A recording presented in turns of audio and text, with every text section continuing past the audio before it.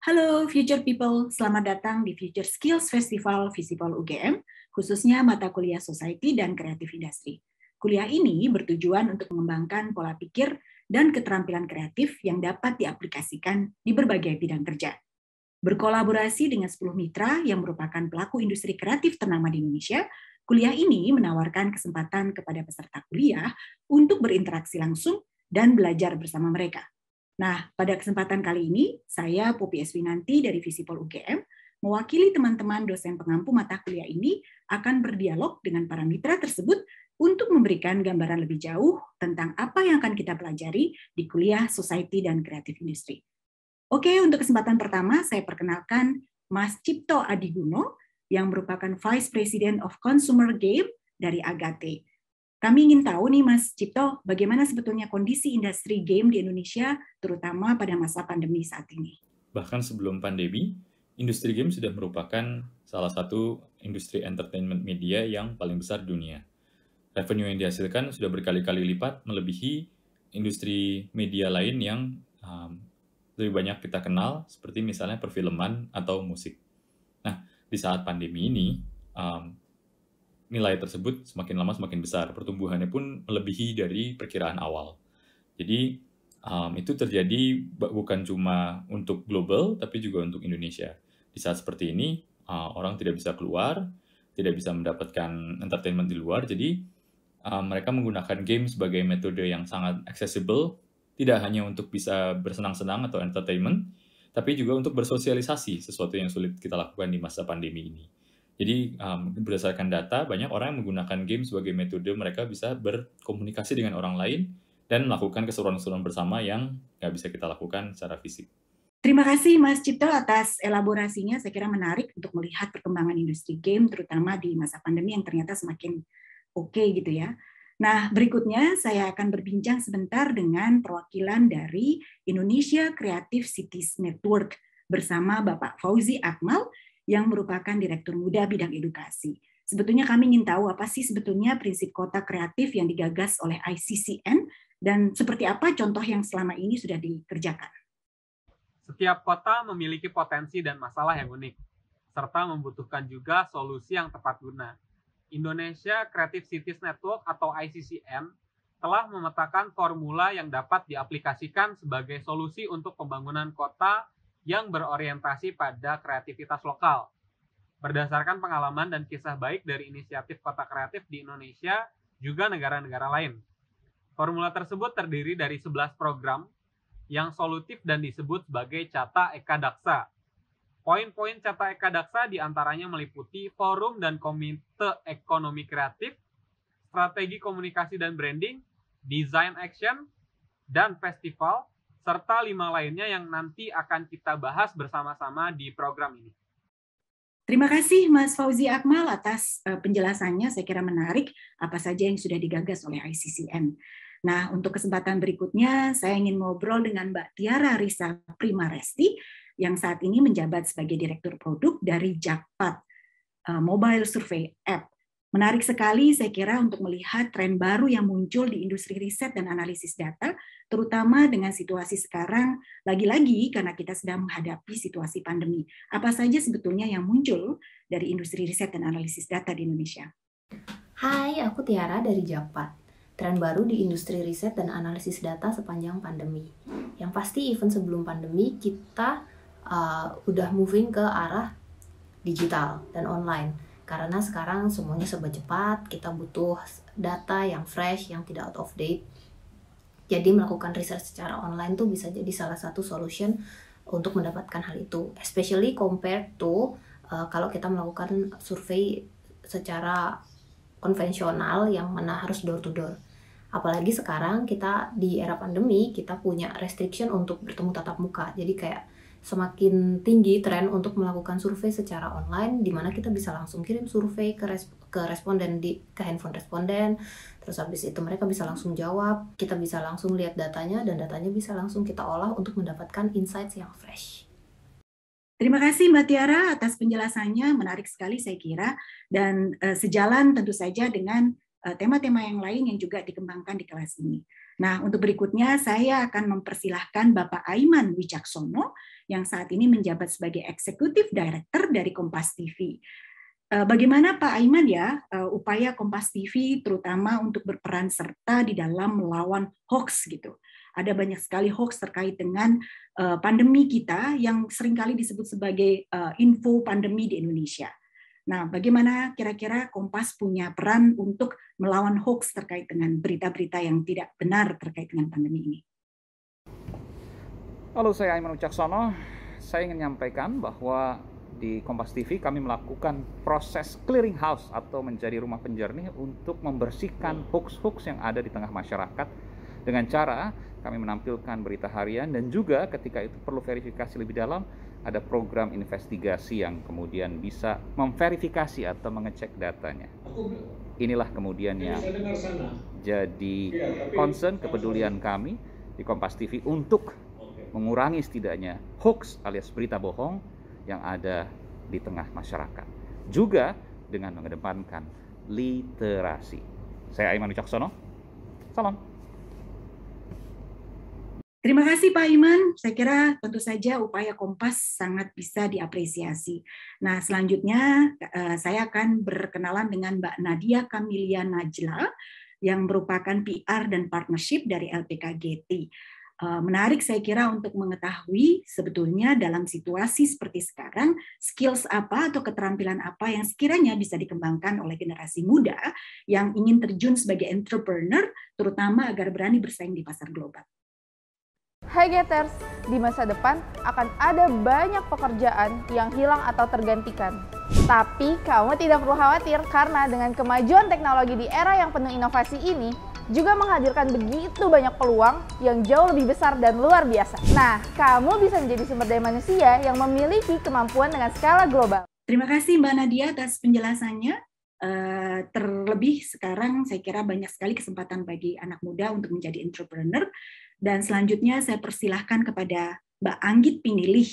Mbak Anggit Pinilih ini adalah CEO dari Mamikos yang saya kira nanti bisa bercerita panjang lebar tentang sebetulnya apa sih tantangan yang dihadapi oleh industri properti khususnya untuk hunian kos. Lagi-lagi saat ini pasti akan terkena dampak yang luar biasa akibat situasi yang kita hadapi dengan pandemi.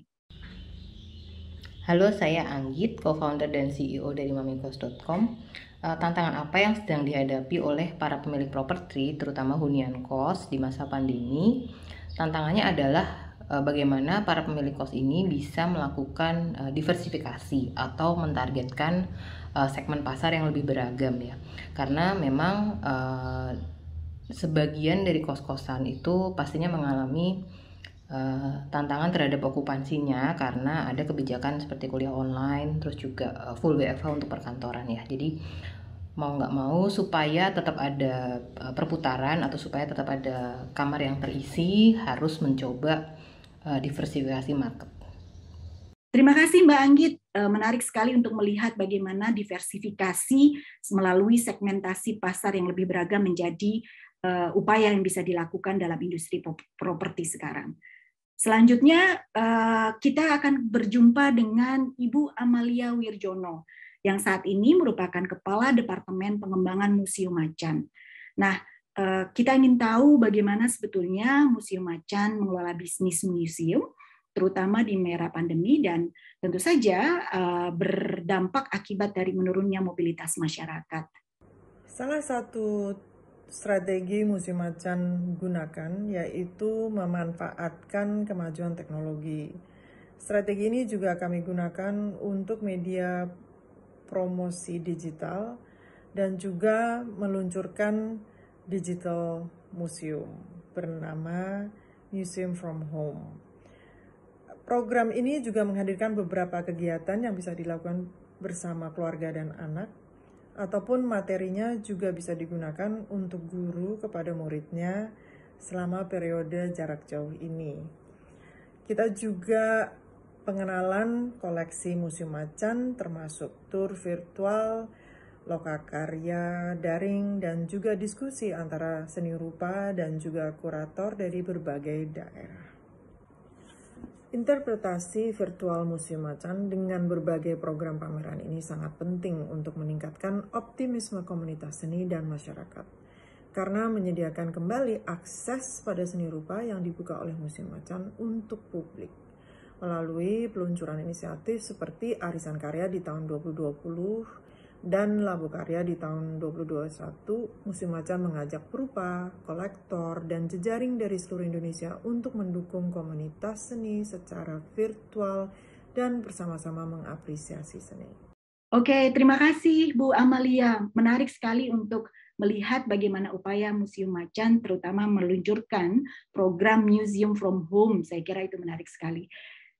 Nah, selanjutnya kita akan bertemu dengan Bapak Zen RS yang merupakan Editor-in-Chief dari Narasi.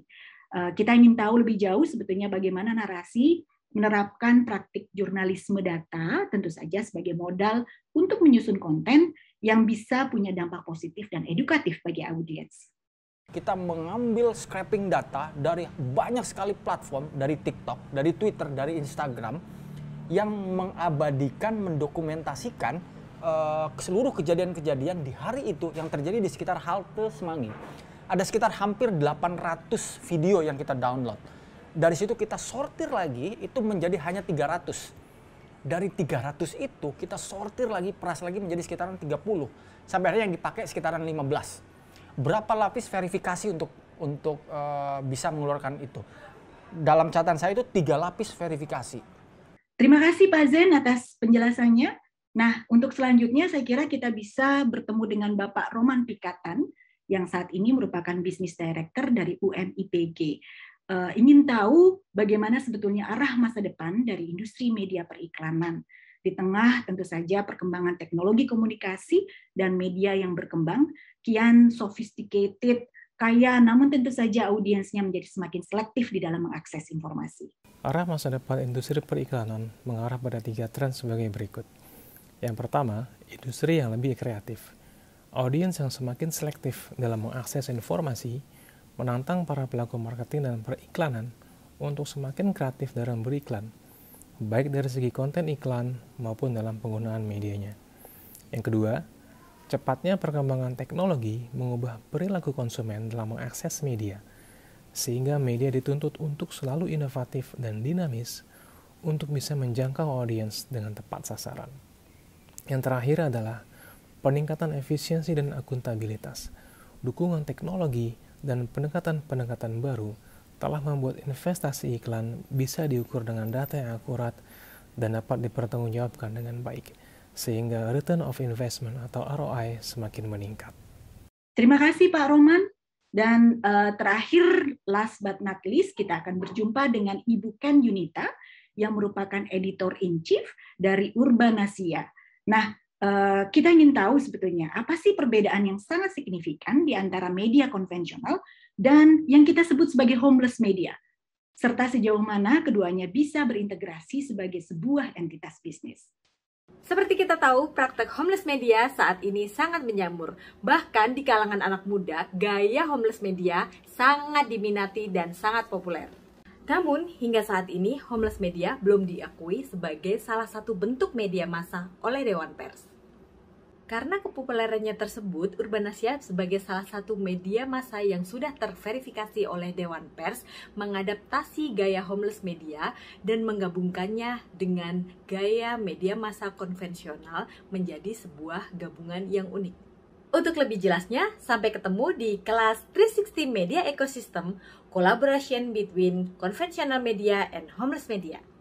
Terima kasih Ibu Ken Yunita atas penjelasannya, menarik sekali saya kira. Dan sekali lagi, Future People, semoga penjelasan dari para mitra tadi semakin menambah semangat Anda untuk bergabung di dalam kelas yang kita akan ikuti selama 1 semester ke depan ini, Society and Creative Industry. Terima kasih kepada para mitra yang telah menjawab pertanyaan-pertanyaan yang saya kira juga mencerminkan topik-topik apa saja yang akan dipelajari lebih jauh selama 1 semester ke depan. Tadi kita sudah mendengarkan penjelasan tentang mulai dari bagaimana industri game dapat bertahan dan justru semakin berkibar di era pandemi.